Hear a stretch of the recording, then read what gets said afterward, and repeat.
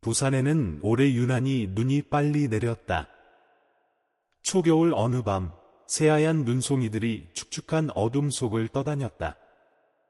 찢긴 하늘을 꿰매듯 가느다란 비줄기와 뒤섞인 채 항구 근처 미로 같은 골목이 얽힌 동네에서 사람들은 이른 저녁부터 가게를 정리하고 문을 닫았다. 밤바람이 뼛속까지 스며드는 추위 탓이었다.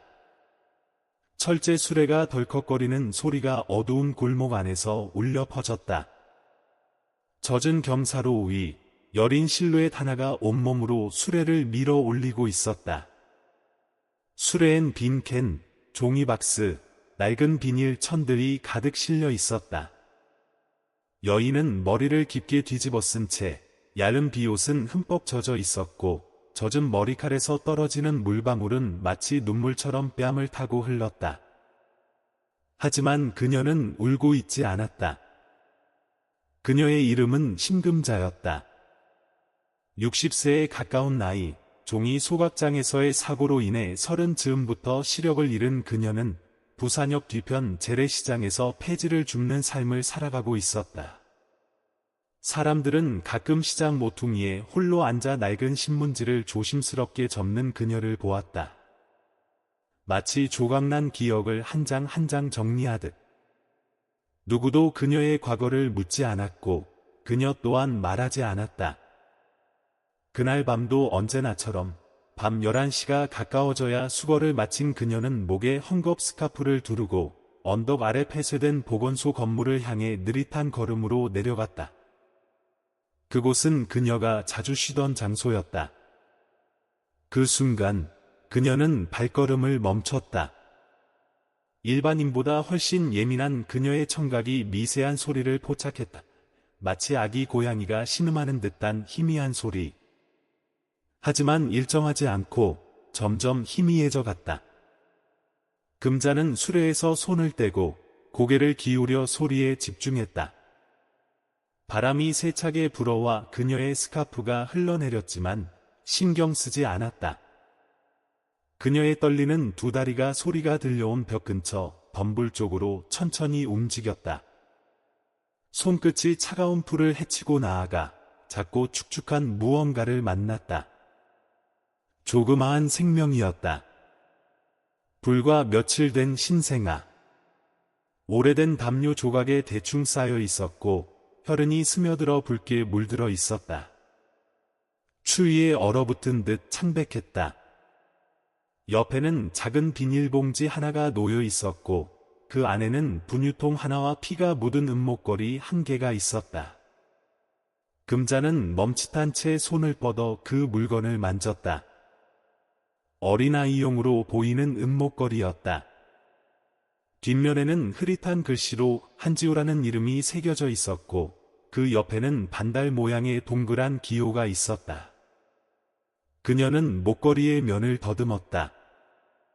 이름을 남기고 아이를 버리는 사람은 분명 어떤 절박함 속에서였으리라. 아가야, 그녀의 목소리가 떨렸다. 자면 안 돼. 자면 안 돼. 그녀는 아이를 가슴에 안고 두 팔로 꼭 끌어안았다.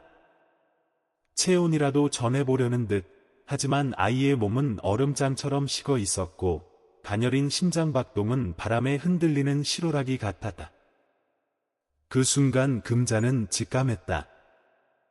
단 5분만 늦었더라도 아이는 숨이 끊어졌을 것이다. 병원으로 갈 시간은 없었다. 경찰에 신고하는 것도 불가능했다. 그녀에겐 가족도 없고 주민등록 주소도 없으며 정부가 묻는 어떤 질문에도 납득할 만한 답을 내놓을 수 없었다. 그러나 그녀는 그 어떤 것도 고민하지 않았다.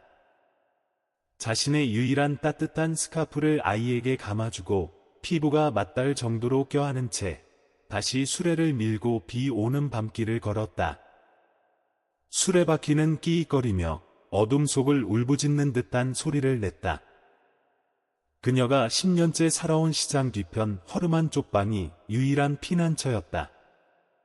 차가운 시멘트 바닥, 군데군데 벗겨진 벽, 삐걱이는 나무문 이 모든 것이 바람을 막아주기엔 역부족이었지만 그날 밤, 그곳은 어떤 신성하고도 연약한 시작의 장소가 되었다. 그녀는 낡은 수건으로 아이의 몸을 닦고 숨결로 따뜻하게 덮여주려 했다. 떨리는 손끝으로 이마를 짚었다. 열이 있었다. 체온계는 없었지만 평생 촉각으로 온기를 가늠해온 그녀는 알고 있었다. 그녀는 이마를 아이의 이마에 대고 다소 기묘하지만 그녀가 할 수 있는 유일한 방법으로 부랴부랴 따뜻한 물을 데우기 위해 몸을 일으켰다. 아이의 호흡이 거칠어지고 몸이 작게 경련을 일으켰다. 그녀는 아이의 진짜 이름을 알지 못했다. 하지만 목걸이에 새겨진 지우라는 글자가 손바닥에 새겨진 듯 느껴졌다. 그래서 그녀는 부르기 시작했다. 지우야! 할머니 두고 가지 마. 제발. 새벽이 가까워졌을 무렵 열이 조금씩 내렸다. 아이는 조용히 누워 있었고 작고 여린 손으로 그녀의 손가락을 꼭 쥐었다.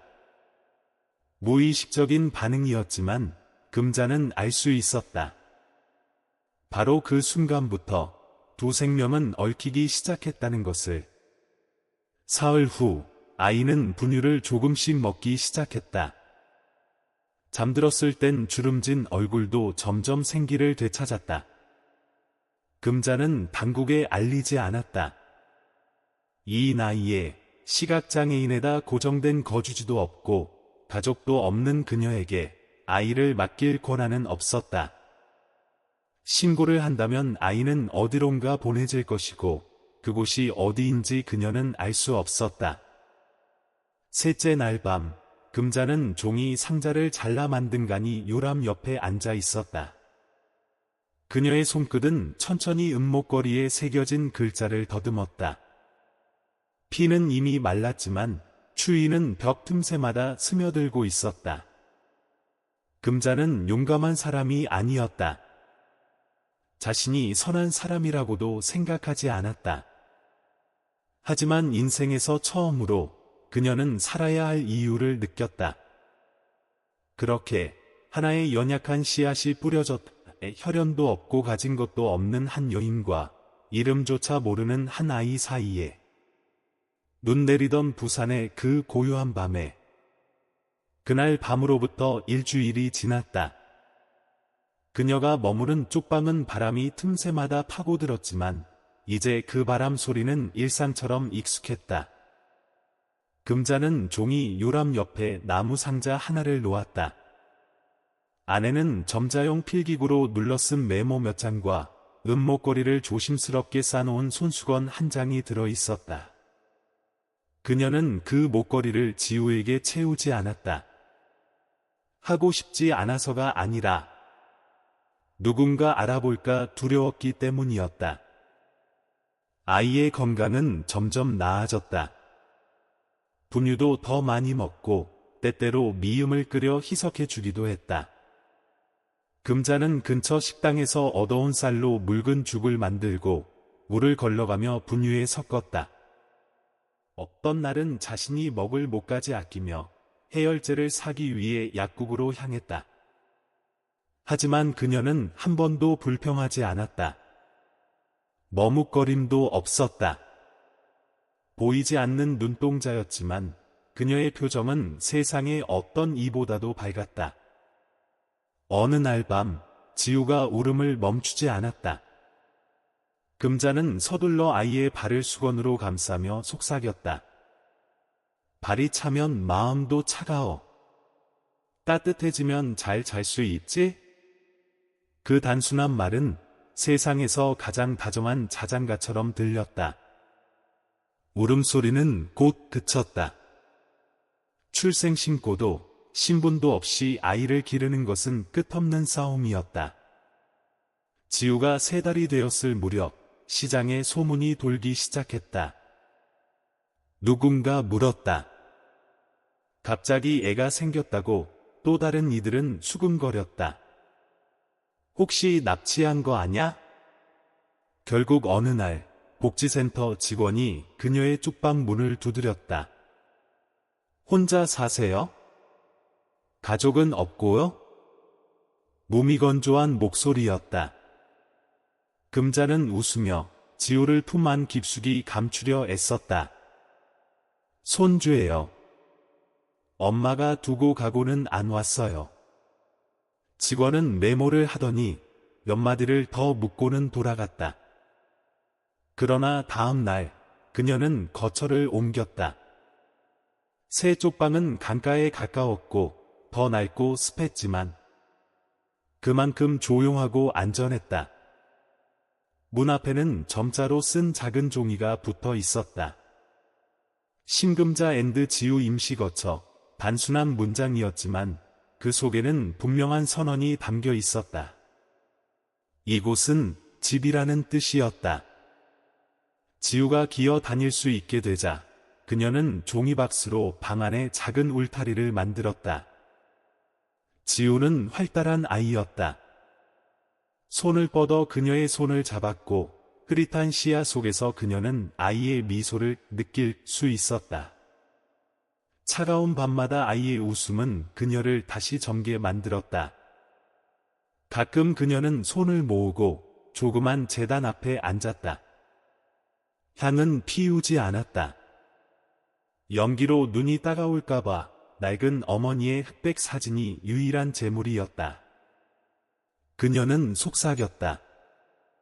엄마, 미안해요. 시집도 못 가고 자식도 없었는데 지금은 생명을 키우고 있어요. 내 아이는 아니지만 제 삶의 빛이에요. 어떤 대답도 돌아오지 않았지만 그녀는 느낄 수 있었다. 어딘가에서 누군가가 듣고 있으리라는 것을. 지우가 2살이 되던 여름 처음으로 말했다. 할머니. 작은 목소리는 천사의 속삭임처럼 방 안을 울렸다. 금자는 젓가락을 떨어뜨릴 정도로 놀랐다. 아이는 다시 말했다.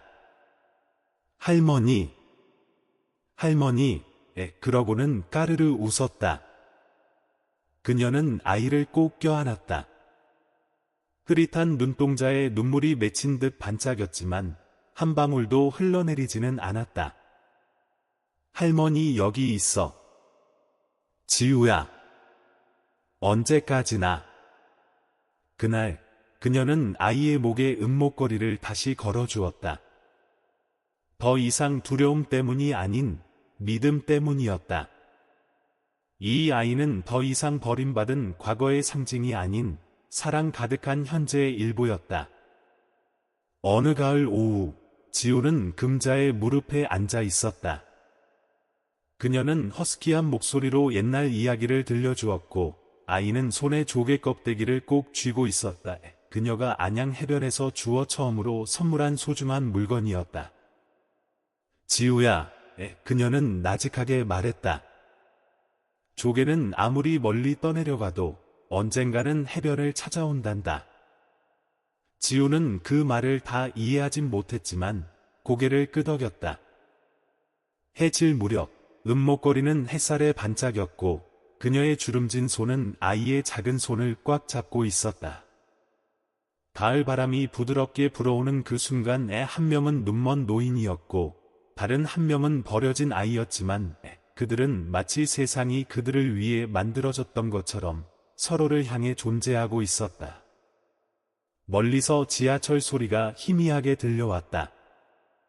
겨울의 숨결이 서울에서부터 부산까지 내려오던 시기였다. 그의 지우는 10살이 되었다. 말은 최고의 작달막했지만 그의 눈빛은 또래보다 훨씬 또렷하고 단단했다.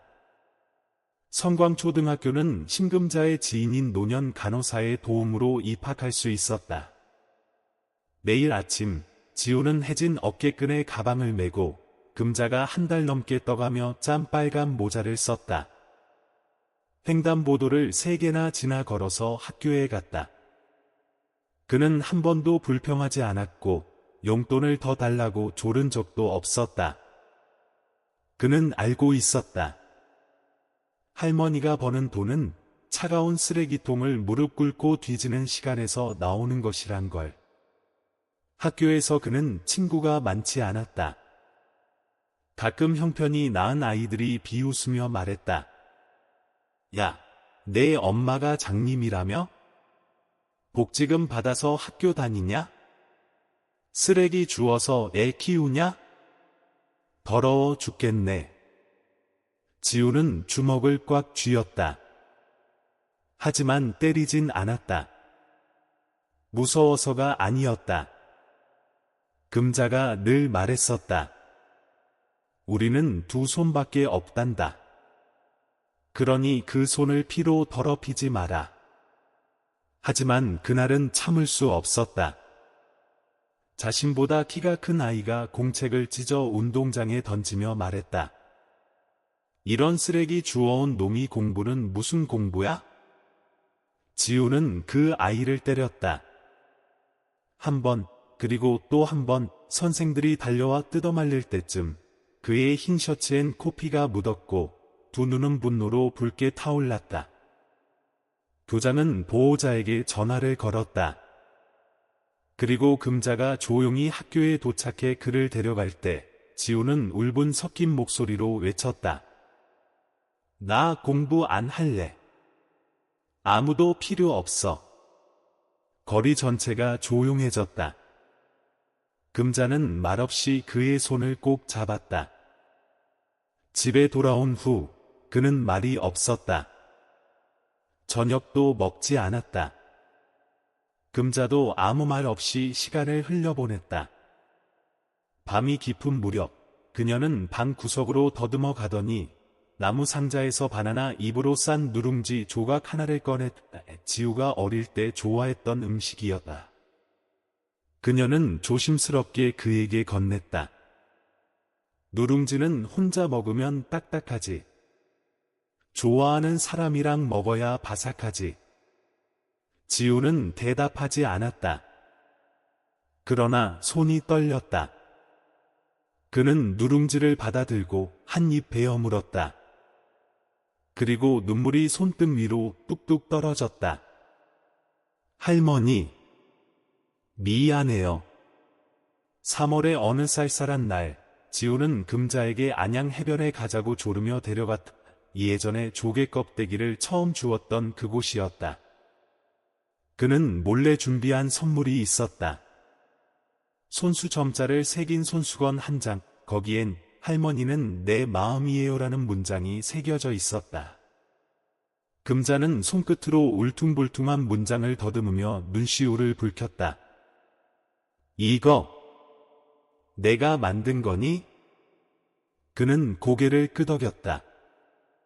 위 학년 언니가 알려줬어요. 할머니가 혹시 언젠가 제 목소리를 듣지 못하게 될까봐 뭔가 남기고 싶었어요. 그녀는 지우를 꼭 안았다. 내가 도망이라도 가면 매일 밤마다 폐지 주우러 데리고 갈 거야. 알았지? 그 말에 두 사람은 웃음보가 터졌다. 바람이 불어 지우의 까만 머리카락을 날리고 파도 소리가 금자의 가슴속까지 울려 퍼졌다. 6월, 지우는 11살이 되었다. 어느 날 충전기를 찾다가 서랍을 뒤지던 중 우연히 나무 상자를 떨어뜨리고 말았다. 뚜껑이 열리면서 그 안에 있던 은목걸이와 피로 물든 천 조각이 바닥으로 흘러나왔다. 그는 얼어붙었다. 금자는 소리에 놀라 다가왔지만 지우는 이미 목걸이를 손에 쥐고 있었다. 이게 뭐예요, 할머니? 이 피는 누구 거예요? 이 손수건은 대체... 금자는 멈칫했다. 메마른 입술이 떨렸다. 옛날에 너를 주웠을 때 이 목걸이가 내 곁에 있었단다. 차마 버릴 수가 없었어.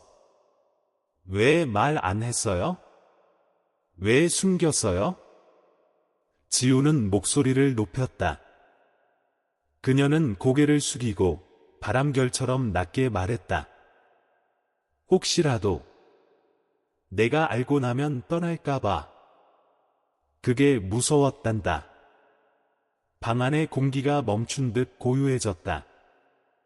지우는 조용히 목걸이를 상자에 다시 넣고 일어섰다. 나는 누구예요?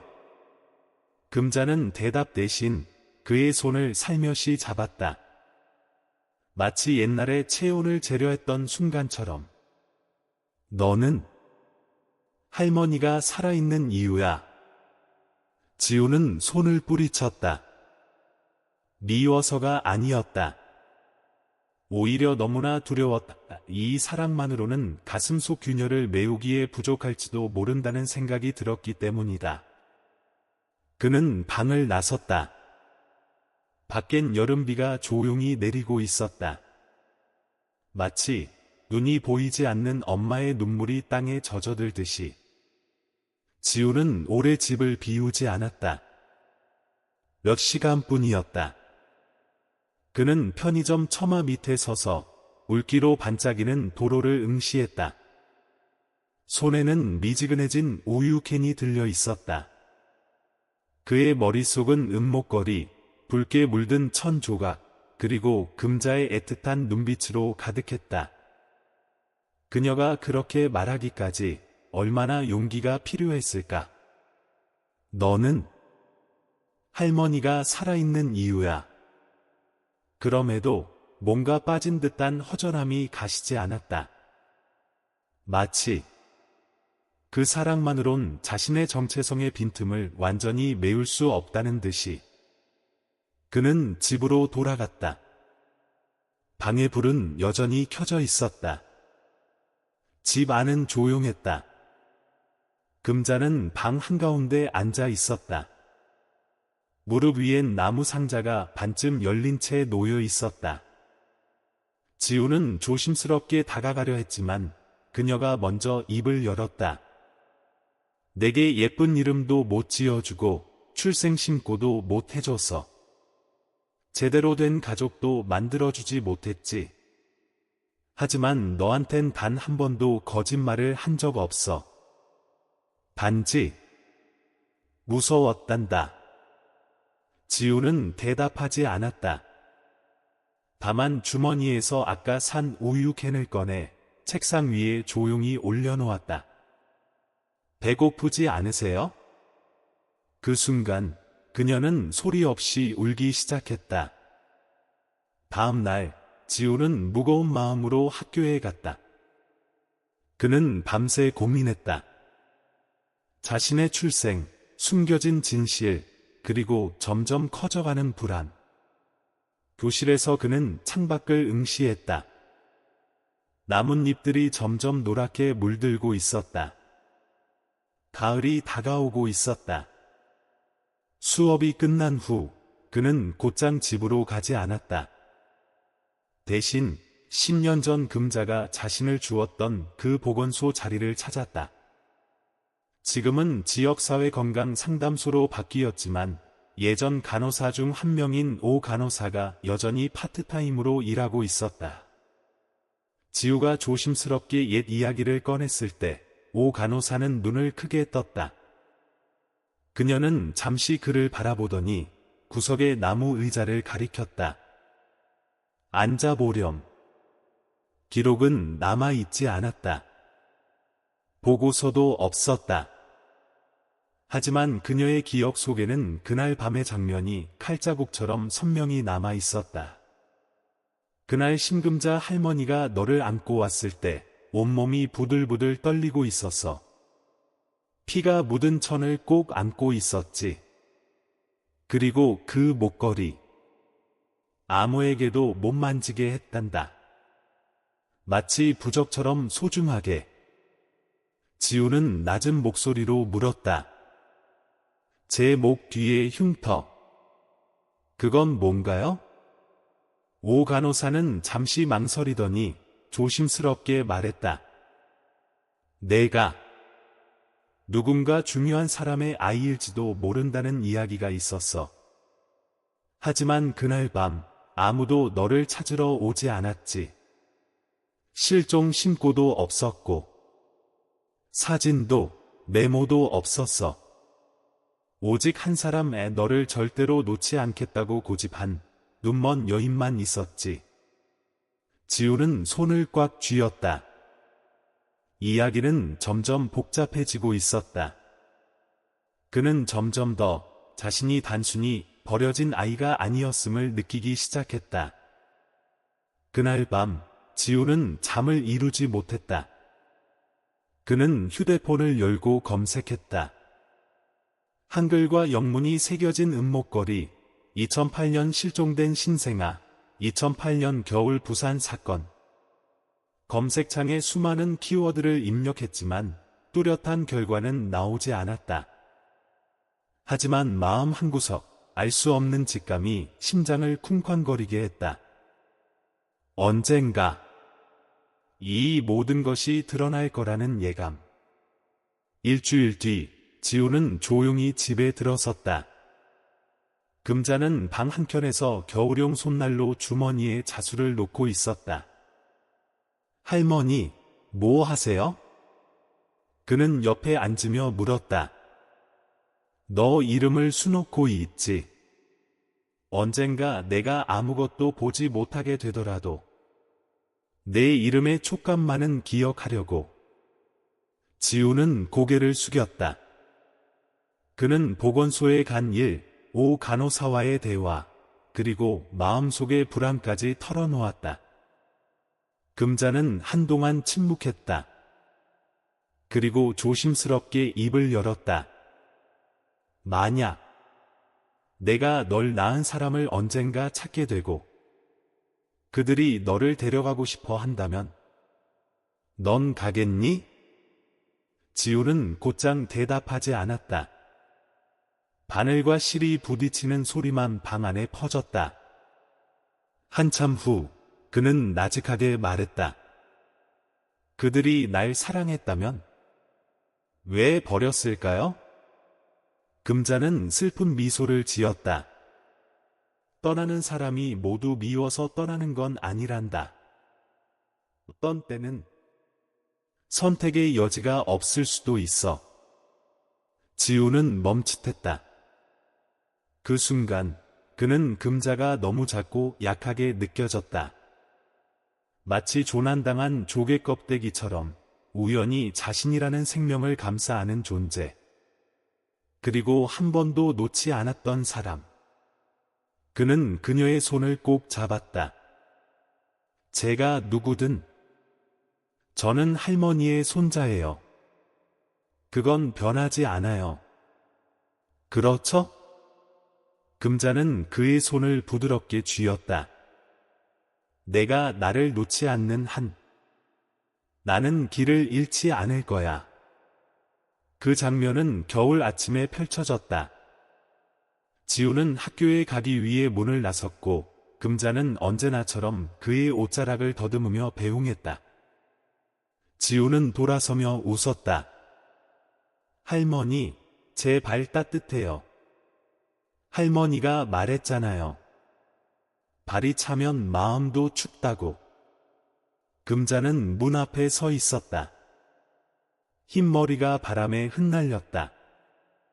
안개 낀 햇살 아래 그녀의 얼굴은 마치 빛나는 듯 보였다. 지우와 피 한 방울 섞이지 않은 아이였지만 그녀 인생의 유일한 빛이었다. 병원 복도에서 형광등 불빛이 창백한 바닥에 반사되어 희미한 그림자를 드리웠다. 지우는 자판기 옆에 앉아 있었다. 손에 들린 따뜻했던 캔커피는 이미 식은 지 오래였다. 하지만 그보다 더 식어 있는 건 그의 마음이었다. 오후 내내 이어진 어지럼증은 이제 사라졌지만 그의 머릿속을 어지럽히는 건 건강이 아닌 방금 전에 들은 충격적인 이야기였다.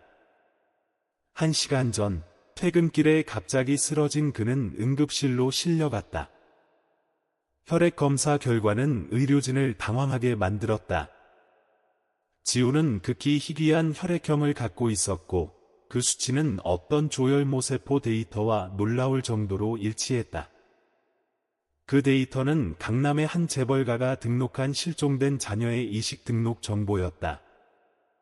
지우 씨, 면회 오셨어요. 한 간호사가 조심스레 말했다. 중년의 남성이 문을 열고 들어왔다. 연한 청색 셔츠 위에 회색 코트를 걸치고 손에는 낡은 가죽 가방을 들고 있었다. 침착한 걸음걸이, 날카로운 눈매였지만 압박감은 없었다. 그는 지우 앞에 멈춰 서서 가볍게 고개를 숙였다. 이상현이라고 합니다.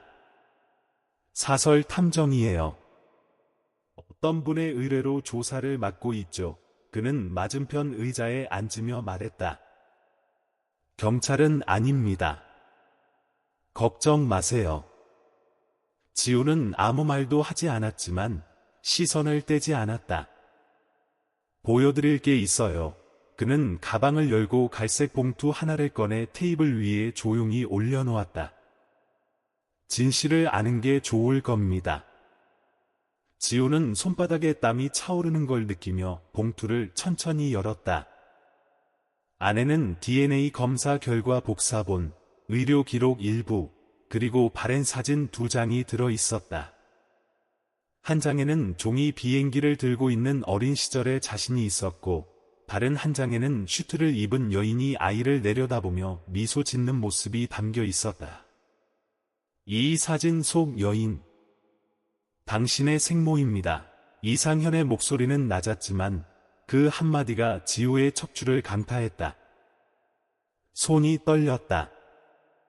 지우는 머릿속으로 금자의 얼굴을 떠올렸다. 주름진 이마, 뿌연 눈동자, 그리고 추운 날이면 늘 그의 손을 꼭 잡아주던 그 손길. 그는 예전 초등학교 시절 교실에서 발표했던 문장을 떠올렸다. 그분은 저를 낳지는 않았지만 처음으로 저를 안아준 분이에요. 지우는 문서를 조심스럽게 접으며 이상현을 바라보았다. 왜 지금에서야 저를 찾은 거죠? 이상현은 고개를 저었다. 직접 만나서 물어보는 게 좋을 겁니다. 그는 명함을 테이블 위에 두고 일어섰다. 거절할 수도 있고 잃어버린 걸 되찾을 수도 있죠. 선택은 당신의 몫입니다. 그는 천천히 복도를 떠났고 지우는 홀로 남겨졌다. 책상 위 봉투의 무게가 유난히 무겁게 느껴졌다. 설명되지 않는 수많은 질문이 머리를 휘감았다. 밤이 내린 서울. 지우는 안양천 둑길을 따라 걸었다. 강에서 불어오는 바람이 살을 에일 정도로 차가웠지만 그의 마음은 그보다 더 냉랭했다. 코트 주머니 속에는 이상현이 건넨 봉투가 들어 있었다. 단단하고 차가운 그것은 마치 진실이라는 이름의 무게를 고스란히 담고 있는 듯했다. 그는 그 문서들을 몇 번이고 다시 읽었다. 혹시 오진이 아닐까, 단순한 실수가 아닐까 바랐지만 그런 기적은 없었다. 지우는 바로 그 한 집안의 아들이었다. 한진 그룹. 몇 년 전 막내 아들의 실종으로 세간의 이목을 끌었던 강남 재벌가. 둑길의 벤치에 앉은 그는 주먹을 꽉 쥐었다. 손이 떨렸다. 추위 때문이 아니었다. 머릿속에 떠오른 생각 때문이었다. 금자 할머니는 이 사실을 알고 있었던 걸까? 자신을 키운 것이 순수한 사랑이었는지 아니면 무언가를 숨기기 위한 것이었는지 혼란은 깊어져 갔다. 그는 평생 동안 금자가 절대 자신을 버리지 않을 사람이라고 믿어왔다. 그런데 만약 이 모든 것이 착각이었다면, 만약 그녀가 처음부터 알고 있었는데 숨겨왔다면, 그는 휴대폰을 꺼내어 병원에서 들은 혈액형 결과 녹음 파일을 다시 틀었다. 그리고 파일 속 오래된 사진을 바라보았다. 3살쯤 되어 보이는 아이가 무표정한 얼굴로 정면을 응시하고 있었다. 이 아이가 정말 나란 말인가? 지우는 중얼거렸다. 목소리가 쉰 듯 메말라 있었다. 그 순간 휴대폰이 울렸다. 모르는 번호에서 문자가 도착했다. 한 가족.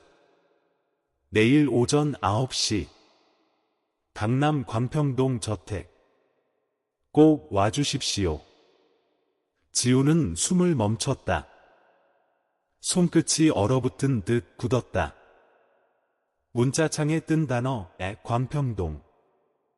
그곳은 부유함과 권력의 상징이었다. 반면 자신은 쓰레기 더미, 땀, 그리고 금자 할머니의 희생으로 자라난 아이였다. 한쪽은 혈연. 다른 한쪽은 혈연은 없어도 한 번도 등을 돌린 적 없는 눈먼 할머니였다. 그는 벤치에 오래도록 앉아 있었다. 머리 위로 첫눈이 내리기 시작했다. 하얀 눈송이들이 그의 어깨 위에 쌓였다. 마치 누군가가 속삭이는 듯했다. 진실은 언젠가 드러난다고. 내일 아침 그는 그동안 단 한 번도 자신을 부르지 않았던 사람들과 마주하게 될 것이다. 한가족 저택은 강남 남쪽 언덕 위에 위치해 있었다. 붉은 단풍잎과 녹달한 담벼락 속에 숨겨진 그 저택 앞에서 지우는 손을 꽉 움켜쥔 채 자동문 앞에 섰다. 왜 이곳에 온 걸까? 진실을 찾기 위해서일까? 아니면 단지 대면하고 싶어서일까? 검은 정장을 입은 집사가 나와 문을 열었다. 지우는 두툼한 카페트 위 깔린 복도를 따라 걸었다. 그의 발걸음은 정적 속에 고요히 울렸다. 응접실에 도착하자 낯익은 얼굴이 있었다. 사진 속의 여인의 한은주. 그녀는 단정한 자세로 소파에 앉아 있었고 뒤에는 냉랭한 눈빛의 한기태가 서 있었다. 그 옆엔 젊은 여성이 조용히 서 있었고 그녀의 시선은 한순간도 지우에게서 떨어지지 않았다. 지우 군, 집안의 법률대리인이 먼저 입을 열었다. 와주셔서 감사합니다. 우선 혈연 관계를 확인하는 절차가 필요합니다. 초벌 DNA 검사 결과는 나왔지만 골수 조직 검사가 공식적인 증거가 될 수 있습니다. 지우는 무표정한 얼굴로 고개를 끄덕였다. 모든 것이 너무 빠르게 진행되고 있었다. 간호사가 들어와 혈액을 채취했다. 지우는 고요히 앉아 있었지만 그의 시선은 자꾸만 그 옆에 선 여성의 한수진에게 향했다. 몸을 일으키려다 중심을 잃을 뻔하자 수진이 조심스럽게 다가와 물 한 잔을 건넸다. 기억나는 거 있어요? 그녀의 목소리는 작았지만 묘하게 진심이 느껴졌다. 하지만 그녀가 컵을 건네기도 전에 변호사가 다가와 컵을 막아섰다. 수진 양, 직원들이 처리하도록 하세요. 수진은 놀란 표정으로 손을 거두었고 눈빛은 금세 가라앉았다. 지우는 그 순간 이 집안의 공기가 훨씬 더 차갑게 느껴졌다. 혈육이라는 단어가 눈빛이나 온기 없이 그저 유전자의 갑으로만 존재하는 곳이었다. 검사가 끝나자 지우는 임시 대기실로 안내되었다. 탁자 위에는 미리 준비된 봉투가 놓여 있었다. 방 안엔 아무도 없었고 창문을 통해 흐릿한 햇살이 들어오고 있었다. 그는 잠시 주저하다 봉투를 열었다. 한 통의 손편지였다. 지우야. 이 편지를 읽고 있다면 이미 진실을 알게 된 거겠지. 나는 너의 친어머니가 아니야. 그 사실은 아주 오래전에 알게 되었어. 몇 년 전 그 여성분이 보건소에 찾아왔을 때 말이야. 하지만 나는 아무 말도 하지 않았어. 이기적이어서가 아니라 두려웠기 때문이야. 내가 그 세계로 끌려갈까봐, 이용당하고, 다투고, 그런 혼란에 휩싸일까봐. 그래서 난 단지 조금만 더 너를 곁에 두고 싶었어. 편지의 마지막 부분, 글씨는 떨려 있었다. 미안해. 좋은 엄마가 되지 못해서. 하지만 난 너를 정말 사랑했단다. 매일매일 내 밥숟가락 하나에도 그 누구보다 간절하게. 지우의 눈이 흐려졌다. 편지의 한 줄, 한 단어가 그의 가슴을 조용히 파고들었다. 마치 그 글자들이 그를 꼭 껴안는 것처럼. 금자가 천으로 목도리를 감아주던 장면, 김이 나는 미역국 냄새, 쌀을 씻던 손끝의 촉감이 한꺼번에 밀려왔다. 그때 조용히 문이 열렸다. 한기태였다. 결과가 나왔네. 자네는 이 집의 친자식이 맞다네. 그의 목소리는 단호했고 얼굴엔 어떠한 감정도 없었다. 웃음도 눈물도 없었다.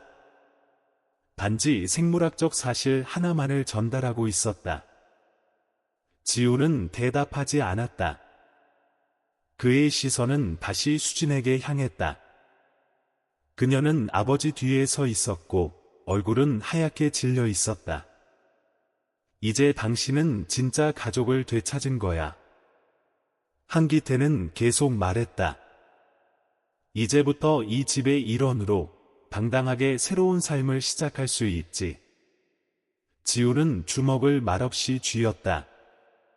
머릿속에는 금자가 옷을 꿰매던 모습, 비 오는 날 약을 사 오기 위해 절뚝이며 나가던 걸음, 아무것도 보이지 않는 눈으로도 자신의 발걸음을 기억해 주던 모습들이 스쳐갔다. 시간이 필요합니다. 그는 낮은 목소리로 말했다. 그리고 천천히 뒤돌아 문 밖으로 걸어 나갔다. 한기태는 그를 막지 않았다.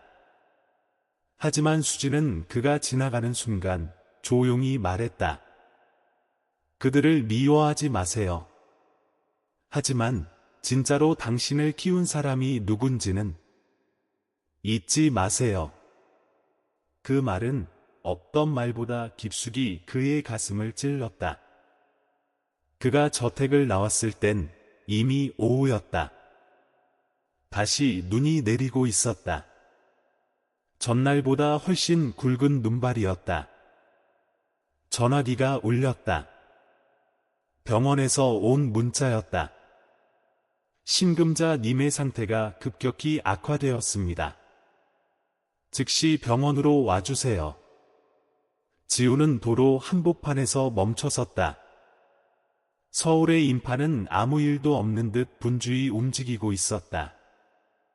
하지만 그의 세상은 지금 무너지려 하고 있었다. 잃어버린 어머니를 찾을 것인가? 아니면 죽어가는 어머니 곁으로 달려갈 것인가? 망설이지 않았다. 그는 달리기 시작했다. 목적지는 저택도 변호사 사무실도 아니었다. 그녀가 있는 곳, 그곳이 그의 진짜 집이었다. 매서운 바람, 눈발, 눈물. 그 모든 것을 뚫고 그는 마음속으로 다짐했다. 할머니는 알고 있었고, 나도 알아요. 내가 마지막으로 손을 놓지 않으면 안 되는 사람은 바로 할머니예요. 한가족 저택은 강남 광평동 언덕 위, 붉게 물든 단풍과 높이 솟은 담벼락 뒤에 숨어 있었다. 지우는 자동문 앞에 멈춰 섰다. 양손은 얼어붙은 듯 굳게 주먹을 쥐고 있었다. 자신이 여기에 온 이유는 명확하지 않았다의 진실을 요구하기 위해서일까? 아니면 그저 끝을 마주하기 위해서일까? 검은 제복을 입은 집사가 조용히 문을 열었다. 지우는 긴 복도를 따라 걸었다. 카페트 위로 그의 발소리만이 울려 퍼졌다. 어딘가 너무 조용한 세계. 거실에 도착하자 그 낯익은 얼굴이 보였다. 사진 속에서 웃고 있던 여자애 한은주. 그녀는 꼿꼿한 자세로 소파에 앉아 있었고 그 뒤에는 한기태 회장이 서 있었다. 그들 옆에는 젊은 여성이 조용히 서 있었고 지우를 보는 눈빛은 흔들림 없이 진지했다. 지우 군, 변호사가 먼저 말을 이었다. 와주셔서 감사합니다. 우선 유전자 검사 결과를 공식화하려면 골수 조직 검사가 필요합니다. 지우는 무표정한 얼굴로 고개를 끄덕였다. 모든 것이 마치 사전에 짜인 듯 진행되고 있었다. 체열이 끝난 후 그는 대기실로 안내되었다. 작은 방, 차가운 공기. 테이블 위에는 미리 준비된 흰 봉투 하나가 놓여 있었다. 아무도 없는 방, 창밖으로 흐릿한 햇살만이 들고 있었다. 그는 주저하다가 봉투를 열었다. 한 통의 손편지였다. 익숙한 필체. 지우는 손끝이 떨리는 걸 느꼈다. 지우야. 이 편지를 보고 있다면 이제 너는 모든 걸 알게 된 거겠지. 나는 너의 친어머니가 아니야. 그 사실을 아주 오래전에 알게 되었단다. 몇 년 전 어떤 여자가 우리 보건소에 찾아왔을 때 그때 알게 됐지. 하지만 난 말하지 않았어. 이기적이어서가 아니라 무서웠거든. 내가 그 사람들 곁으로 끌려갈까봐. 너를 두고 다투고 이용하고 그런 혼란 속에 너를 내몰까봐. 그래서 난 조금만 더, 아주 조금만 더 너를 내 곁에 두고 싶었단다. 글씨는 마지막 줄로 갈수록 더 떨려 있었다. 미안해. 좋은 엄마는 되지 못했지만 나는 너를 정말, 정말 사랑했단다. 매일매일 너의 밥숟가락 하나하나에도 내 온 마음을 담아서 다른 누구보다 간절하게. 지우는 아무 말도 할 수 없었다.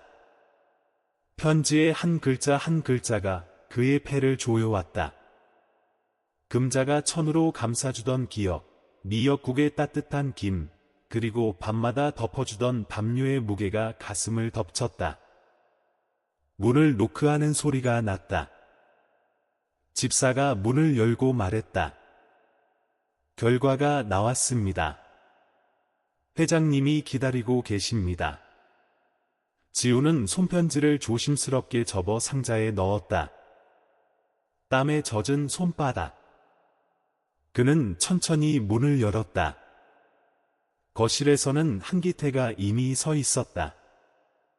그의 말은 단호했다. 검사 결과 내가 우리 집안의 친자식이라는 것이 확인됐다. 그는 단 한 줄의 감정도 섞지 않았다. 웃음도 눈물도 회한도 없었다. 그저 생물학적 사실을 말할 뿐이었다. 지우는 대답하지 않았다. 대신 수진을 바라보았다. 그녀는 조용히 아버지 뒤에 서 있었고 얼굴은 더욱 창백해 보였다.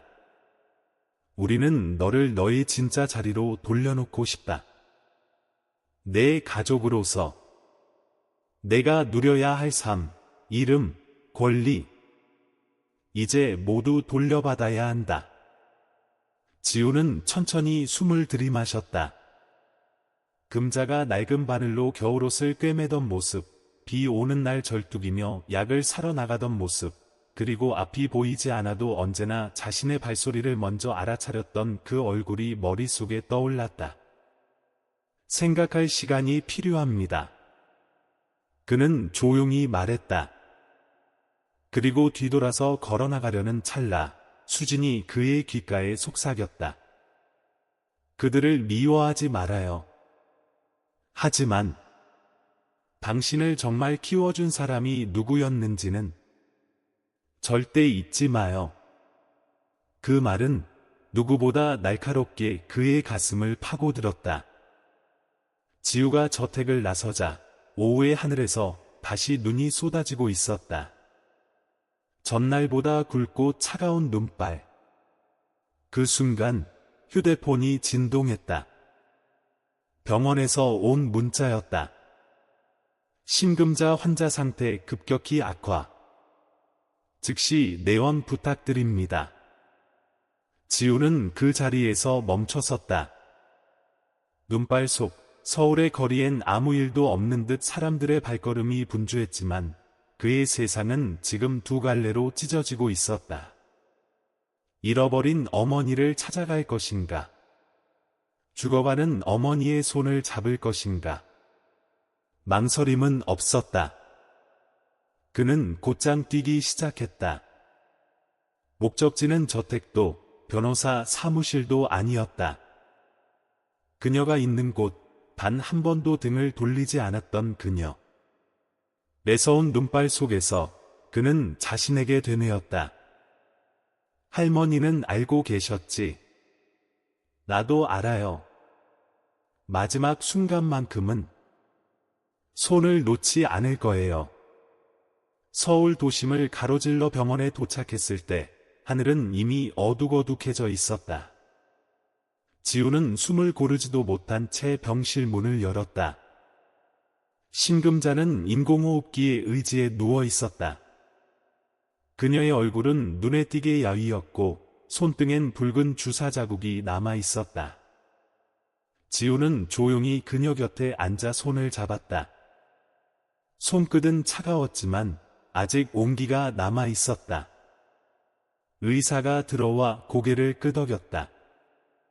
우린 지금 진정제를 줄이고 있습니다. 의식이 돌아온다면 짧은 시간일 수 있어요. 말은 아주 부드럽게 해주세요. 지우는 고개를 숙이며 속삭였다. 할머니, 나 왔어요. 나 잘못했어요. 운동화 끈 묶는 법도 실수하는 걸 두려워하지 말라는 것도 다 할머니가 가르쳐 주셨는데 난 잊고 있었어요. 할머니, 여기 있어요. 다시는 안 놓을게요. 잠시 후 그녀의 눈이 조금씩 떠졌다. 흐릿하게 흐려진 눈동자가 처음엔 초점을 찾지 못했지만 지우의 얼굴에 멈추었을 때 동공이 서서히 커지기 시작했다. 마치 익숙한 빛을 어둠 끝에서 찾아낸 듯. 그녀의 입술이 미세하게 움직였다. 천천히, 아주 느리게. 지우야, 나 미워하지 않지. 지우는 그녀의 손을 더욱 꽉 쥐었다. 가슴이 터질 듯했다. 아니에요, 할머니. 어떻게 미워해요? 어떻게? 심금자는 미소를 지으려 애썼다. 눈물에 젖은 눈, 그리고 가느다란 팔을 들어 지우의 뺨을 만졌다. 그 손은 한때 그를 감싸던 언제나 따뜻했던 손이었다. 창밖으론 눈이 얇게 흩날렸다. 말없이 떨어지는 흰 눈송이 마치 10수년 동안 말하지 못했던 사과가 하늘에서 내려오는 듯 조용하고 순했다. 심장 박동 모니터는 여전히 일정한 소리를 내고 있었지만 지우도 의료진도 알고 있었다. 그 시간이 길지 않다는 것을. 다음 날 아침 서울 저녁은 눈으로 뒤덮였다. 거리는 하얀 추억의 층으로 덮였고 그 아래엔 따뜻한 눈물과 이별이 스며 있었다. 지우는 병실 옆 간이 침대에서 고개를 떨군 채 잠든 상태였다. 그는 밤새 손을 놓지 않고 그녀 곁을 지켰다. 작은 손 안에는 아직 체온이 남아 있었다. 그녀의 눈이 조용히 떴다. 마지막 힘을 다해. 지우야. 그는 번개처럼 고개를 들고 다가갔다. 응. 나야, 할머니. 그녀는 희미하게 웃었다. 갈라진 입술이 힘겹게 떨렸다. 나는 너의 친어머니는 아니지만 정말 진심으로 너를 사랑했어. 나도 알아요. 엄마가 될 수 있어서 고마웠어. 그녀의 손이 아주 살짝 움찔거렸다. 그러다 천천히 힘없이 풀렸다. 비. 심장 박동기에서 들려오는 길고 찬 소리. 너무 익숙하고도 차가운 그 소리. 지우는 할머니의 가슴에 얼굴을 묻었다. 어릴 적, 무서울 때면 그랬던 것처럼. 하지만 이번엔 그녀가 그의 등을 두드려주지 않았다. 병실 안은 마치 눈 덮인 무덤처럼 조용했다. 장례식은 조촐하게 치러졌다. 한진 그룹의 조화도 유명 인사의 조문도 없었다. 단지 몇 명의 폐지 죽던 친구들과 할머니를 기억하는 노년 간호사. 그리고 조용히 구석에서 고개 숙이고 있던 이상현 탐정만이 있었다. 지우는 위패 앞에 조용히 무언가를 올렸다. 은색 목걸이에 그 옛날 피 묻은 천 속에 감싸져 있던 그것. 그는 울지 않았다. 그저 아주 오랫동안 그 사진 속 잇몸을 보이며 웃고 있는 그녀를 바라봤다. 마치 그녀가 잠깐 눈을 붙이고 있는 것처럼. 재판은 우울한 아침에 열렸다. 가늘게 내리는 비가 서울지방법원을 감쌌고 마치 하늘조차도 법정 안의 팽팽한 긴장을 함께 느끼는 듯했다. 지우는 증인석 한가운데 앉아 있었다. 검은색 정장이 그의 마른 체형을 더욱 왜소하게 보이게 했다. 맞은편에는 한기태와 그 법률 대리인이 앉아 있었다. 한기태의 표정은 차분했지만 그 눈빛 속에는 무언가 서늘한 기운이 있었다. 그가 마주하고 있는 존재는 아들이 아니라 되찾아야 할 자산처럼 느껴졌다. 제2025-4869호 김진우 씨에 대한 골수강제 채취 요청 신문을 시작하겠습니다. 판사의 목소리가 또렷하게 울렸다. 공판이 시작되었다. 원고 측은 피고 김진우 씨가 원고 측 자녀의 생명을 구할 수 있는 유일한 가족임을 근거로 법적 권리에 따라 검사를 요청하고 있습니다. 한가족 측 변호사가 일어섰다. 의뢰인은 피고의 생부이며 막내딸의 생명이 위급한 상황입니다. 피고가 유일한 조혈모세포 기증자로 판단되어 특수의료법에 의거한 검사 요청은 정당합니다. 지우 측 변호사는 반박했다. 저희는 검사 자체를 거부하지 않습니다. 다만 강제성과 접근 제한 조치에 대해 이의를 제기합니다. 진우 씨는 성인으로서 자율적인 선택을 할 권리가 있습니다. 재판정 안에는 묘한 긴장감이 감돌았다. 지우는 갑자기 자신이 하나의 장기 조각처럼 느껴졌다. 이미 수순이 정해진 게임에 강제로 들어와 있는 기분이었다. 그는 무의식적으로 방청석을 둘러보았다. 그리고 그녀를 발견했다. 수진. 수진은 방청석 뒷줄에 앉아 있었다. 손엔 휴대폰을 꼭 쥐고 있었고 두 눈은 울음을 꾹 참은 듯 붉어져 있었다. 그들의 시선이 마주쳤다. 수진은 아주 작게 고개를 끄덕였다. 아무 말도 하지 않았지만 그것은 명백한 지지였다. 판사의 망치 소리가 다시 울렸다. 본법원은 김진우 피고에게 48시간 이내에 골수 조직 검사를 받을 것을 명령합니다. 또한 현재 병원에 입원 중인 신금자 씨와의 접촉은 제한하며 외부 간섭이 최소화되도록 보호 조치를 시행합니다. 순간 지우의 숨이 멎는 듯했다. 할머니를 못 만난다고요?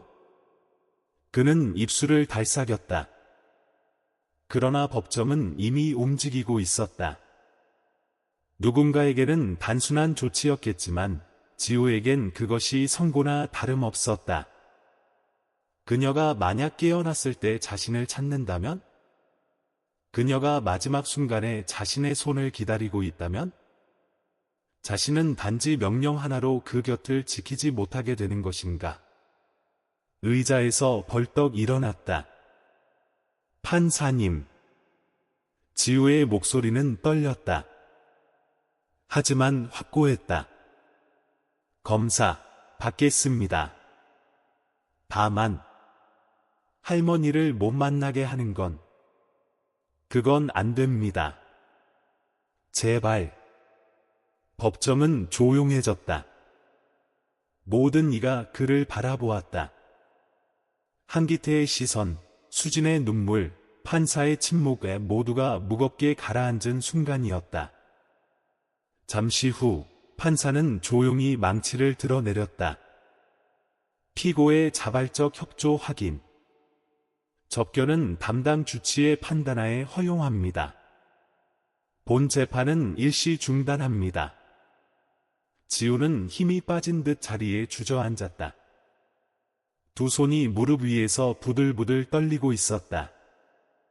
그때 오래된 기억이 스치듯 떠올랐다. 어린 시절 운동화 끈을 제대로 묶지 못해 짜증을 내던 지우. 그 신발을 내던지자 금자는 곁에 다가와 손을 잡고 웃으며 말했었다. 괜찮아. 처음은 다 서툴지. 중요한 건 두려워하지 않는 거야. 그 기억이 뺨을 스치고 지나가자 지우는 울컥했다. 할머니, 난 틀렸어요. 당신 없이 살 수 있다고 생각했는데 아니었어요. 재판이 끝난 직후 또 다른 폭풍이 시작됐다. 이번엔 법정이 아니라 SNS에서 해시태그 샵사인 금자는 나이 엄마가 순식간에 온라인을 뒤덮었다. 사람들은 지우가 금자와 함께 눈 내리는 날 밀어주던 휠체어 사진, 재판정에서 고개를 숙이며 그녀를 만나게 해달라던 장면, 그리고 병원에서 그녀 손을 붙잡던 영상을 공유하기 시작했다. 수십만 개의 좋아요, 수만 건의 댓글. 그 중에서도 가장 큰 파장을 일으킨 건 한가족의 장녀, 한수진의 공식 계정에서 올라온 글이었다. 나는 모든 걸 가진 줄 알았다. 가족, 돈, 학벌, 이름. 그런데 오늘 나는 진우가 부럽다. 쓰레기 더미에서 자신을 주워 품고 피 한 방울 섞이지 않아도 온 마음으로 길러준 엄마가 있다는 사실이 그분이 진짜 어머니인지 혈연인지 중요하지 않다. 나는 안다. 그녀는 진우의 어머니다. 샵사인 금자는 나이 엄마. 글은 마치 뇌관을 건드린 듯 퍼졌다. 수천 명이 댓글을 달았다. DNA보다 마음이 가족을 만든다. 진짜 어머니는 손을 놓지 않은 사람이다. 한가족 장녀가 이렇게 말할 줄은 몰랐다. 박수 보냅니다. 병원. 지우는 금자의 병실에 앉아 있었다. 그녀의 손은 말라 있었고 체온은 줄어들고 있었지만 여전히 살아 있었다. B의 기계의 리듬이 그녀의 남은 시간을 세고 있었다. 그는 손을 꼭 쥐고 속삭였다. 할머니. 나예요. 지우. 기억나요? 운동화 끈 못 묶던 날, 당신이 손을 잡아줬잖아요. 그때 말했죠. 처음은 누구나 서툴다고. 지금도 난 그래요. 하지만 이제는 두렵지 않아요. 할머니가 여기 있으니까. 그리고 그 순간 금자의 눈꺼풀이 아주 천천히, 아주 작게 떨렸다. 그녀의 눈이 열렸다. 처음엔 아무것도 인식하지 못하던 눈이 서서히 지우의 얼굴에 멈췄다. 그녀의 동공이 조금씩 커지며 익숙한 온기가 스며들기 시작했다. 그녀의 입술이 말랐지만 움직였다. 가늘고 떨리는 소리로 지우야, 할머니, 미웠니? 지우는 울음을 삼키며 손을 더욱 세게 잡았다. 아니에요, 할머니. 난 한 번도 미운 적 없어요. 그녀는 미소를 지으려 했다. 그 손이 천천히 올라와 지우의 뺨을 쓰다듬었다. 한때 세상을 어루만졌던 그 손. 창밖에는 눈이 내리고 있었다. 차분히, 조용히, 마치 사과처럼. 수많은 말들이 지나간 세월을 대신해 내리고 있었다. 모니터는 여전히 뛰고 있었지만 지우도 의사도 알고 있었다. 그렇게 많은 시간이 남아있진 않다는 걸. 다음 날 아침 서울 전역은 눈으로 뒤덮였다. 도시 전체가 하얀 담요를 덮은 듯 고요했다. 차가웠지만 이상하게도 평화로웠다. 지우는 병실 옆 간이 침대에서 몸을 일으켰다. 밤새도록 손을 놓지 않고 금자 곁을 지켰다. 그녀의 손은 차가웠지만 아직 완전히 식지는 않았다. 그는 조심스레 그녀의 손등을 어루만지며 속삭였다. 할머니. 그녀의 눈이 천천히 떴다. 마지막 힘을 다해. 갈라진 목소리, 겨우 이어진 숨결이 허공에 번졌다. 지우야. 그는 몸을 숙이며 말했다. 응. 나야. 할머니. 금자는 눈가에 미소를 머금었다. 그 표정은 오랜 기다림이 끝났다는 듯 부드러웠다. 나는 너의 친엄마는 아니지만 정말 온 마음으로 너를 사랑했단다. 지우는 눈물을 삼켰다. 하지만 목소리는 또렷했다. 나도 알아요. 누가 날 낳았든 나를 키워준 사람은 할머니예요. 금자는 잠시 숨을 고르더니 마지막으로 말을 이었다. 엄마라는 이름을 내 덕분에 가질 수 있었어. 고마워. 내 아들아.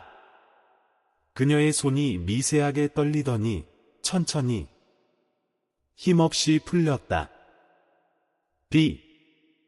심장 모니터에서 길고 낮은 경고음이 울렸다. 익숙한 듯하지만 그 어떤 순간보다 잔인한 소리였다. 지우는 그녀의 몸을 껴안았다.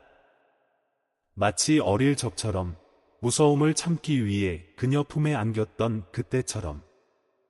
하지만 이번엔 그녀의 손이 그의 등을 감싸지 않았다. 병실 안은 정적 속에 잠겼다. 세상에서 가장 순한 사람이 세상에서 가장 조용히 떠났다. 장례는 소박하게 치러졌다. 한 가족에서 보낸 화환은 없었다. 그 어떤 유명 인사의 조문도 없었다. 폐지를 함께 줍던 몇몇 노인들, 오래된 간호사 한 명에 그녀는 낡은 흑백 사진을 들고 왔다. 그리고 조용히 뒤쪽 복도에 서 있는 한 남자. 이상현. 지우는 재단 앞에 조심스럽게 한 물건을 놓았다. 은목걸이. 피 묻은 천 속에 쌓여 금자가 처음 자신을 안았던 그날부터 함께했던 그것.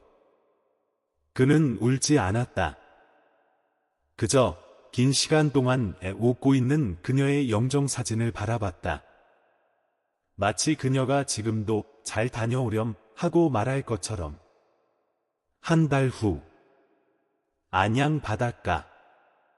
겨울바람이 거세게 부는 그 해변에 지우는 조용히 걸어 들어갔다. 손에는 작은 백자 항아리가 들려 있었다. 그 안엔 그녀가 남긴 마지막 흔적이 담겨 있었다. 그는 한동안 파도 소리를 들으며 서 있었다. 그리고 그녀가 예전에 했던 말을 떠올렸다. 언젠가 내가 없으면 나를 저기 해지는 쪽으로 흘려보내렴. 지우는 항아리 뚜껑을 열었다. 바람이 재를 훅 끌고 갔다. 파도는 그것을 천천히 삼켜가듯 하얗게 반짝였다. 그는 주머니에서 목걸이를 꺼냈다. 잠시 입맞춤을 하고 허공에 던졌다. 은빛 목걸이는 공중에서 빛을 반사하며 빙글빙글 돌았다. 그리고 파도 속으로 사라졌다. 지우는 눈을 감았다. 할머니, 당신이 살았던 방식대로 살게요. 이름보다 피보다 따뜻함을 기억하며. 3달 후, 산기슭에 위치한 작은 나무집. 한때 노숙인들의 쉼터였던 이곳에는 이제 새로운 간판이 걸려 있었다. 금자의 집성이 없는 아이들의 집. 하얀색으로 칠해진 나무 대문 앞에 지우는 조용히 서 있었다. 마당 안에는 웃고 떠드는 아이들이 뛰놀고 있었고, 실내복도 한가운데에는 그녀의 사진이 가장 따뜻한 자리에 걸려 있었다. 그 아래 손으로 새긴 작은 문구가 있었다. 가족이란 피가 아니라 추운 날에도 날 안아주는 사람이야. 유리 액자 속에는 은목걸이가 고요히 잠들어 있었다. 그녀의 사랑이 형태로 남은 마지막 증표였다.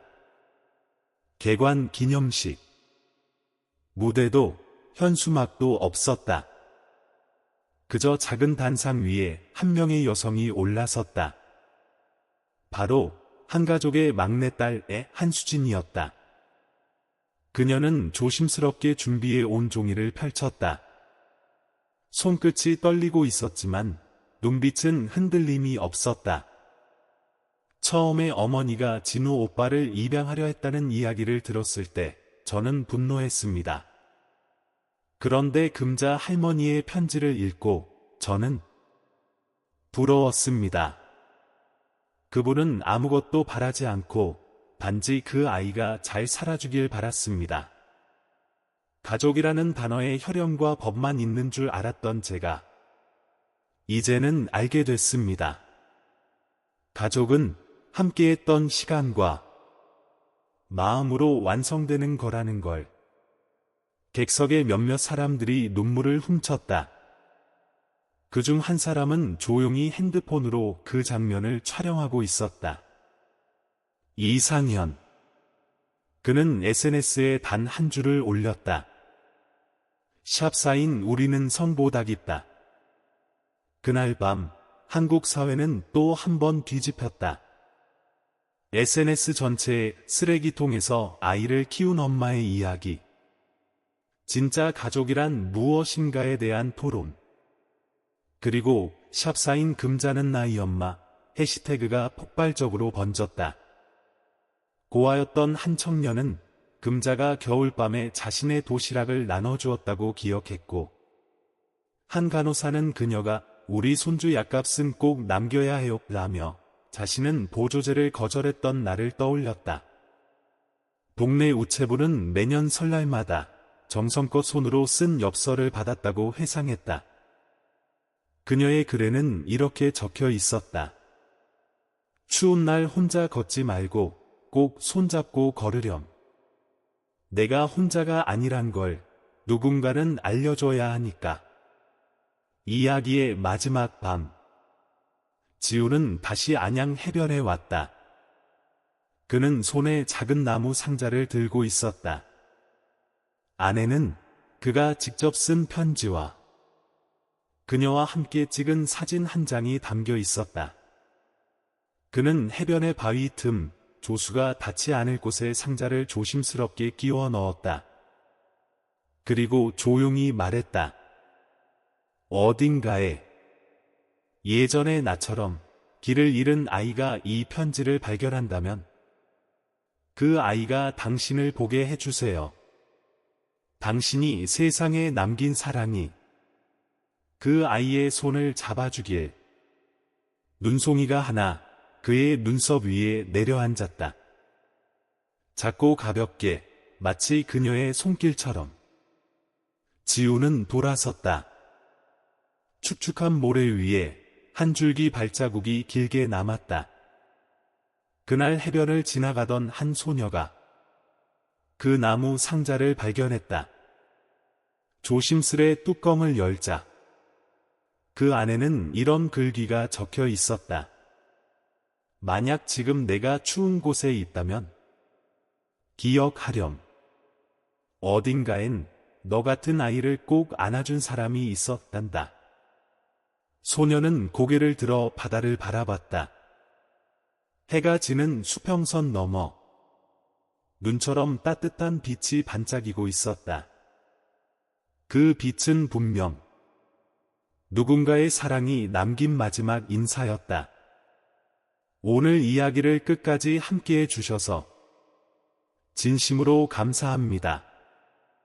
어쩌면 여러분의 삶 어딘가에도 금자 할머니 같은 분이 계셨을지 몰라요. 이름도 혈연도 중요하지 않았지만 그저 내가 행복하면 되다 라고 말해주는 단 한 사람. 만약 이 이야기가 여러분 마음에 작은 떨림을 남겼다면, 누군가의 손길이 떠오르며 눈시울이 붉어졌다면 좋아요 한 번, 댓글 한 줄, 그리고 구독 버튼 한 번으로 이런 이야기를 더 많은 이들과 함께 나눌 수 있게 도와주세요. 우리는 또 만날 거예요. 골목 끝 어두운 밤을 밝혀주는 조그만 불빛 아래에서 언젠가 누군가를 기다리며 따뜻한 국 한 그릇을 끓이고 있는 그 마음과 함께